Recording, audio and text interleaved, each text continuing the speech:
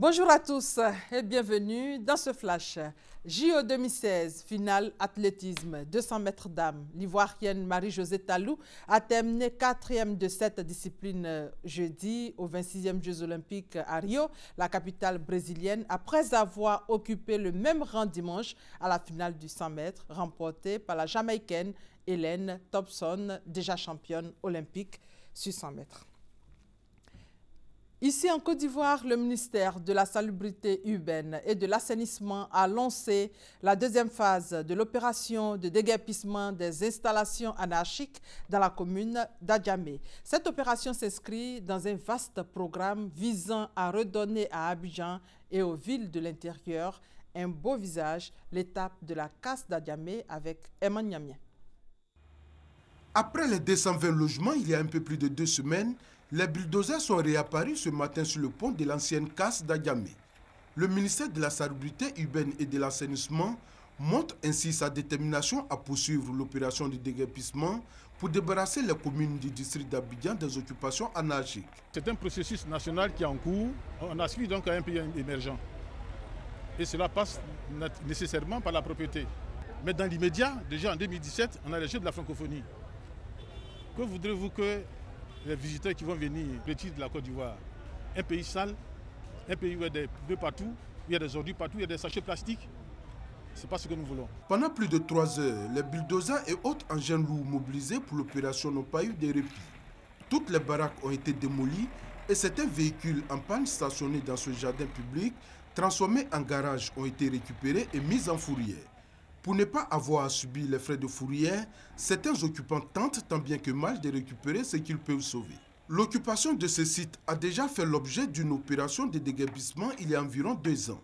Les occupants ont été relocalisés en Dautré, mais à ce jour, certains refusent d'y aller. On nous a dit que là-bas en Dautré, les magasins étaient bien aménagés et donner la clé à chacun pour aller.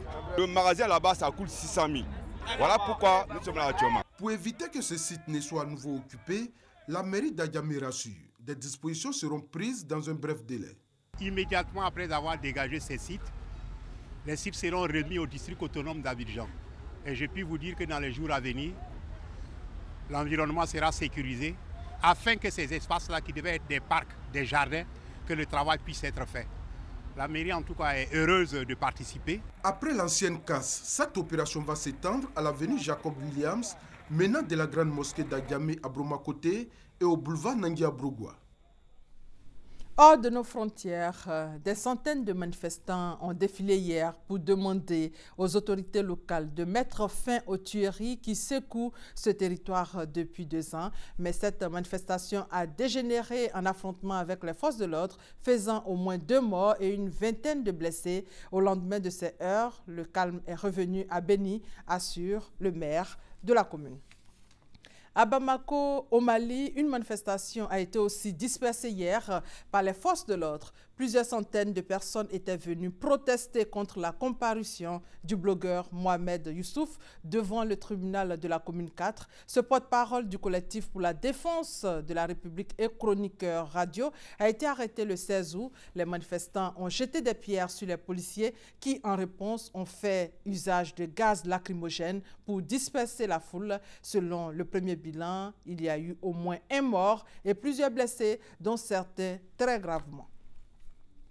La guerre en Syrie s'éternise. Le nombre de morts grimpe de jour en jour. Des tués, des blessés, des hommes qui tentent de fuir les bombardements et le pays, et des prisonniers, des hommes, des femmes et des enfants détenus dans des conditions inhumaines entre la vie et la mort. Dans les prisons syriennes, c'est le règne de la torture et de la barbarie.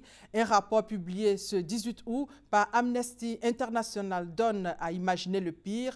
Près de 18 000 détenus ont trouvé la mort en 5 ans. L'ONG a recueilli 65 témoignages d'ex-prisonniers.